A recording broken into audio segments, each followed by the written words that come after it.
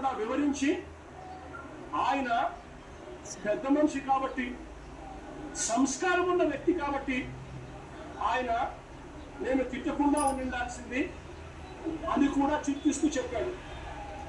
అంటే తన మీద దాడి జరుగుతూ ఉన్నా, తనను ఒకవైపున తిరుగుతూ ఉన్నా,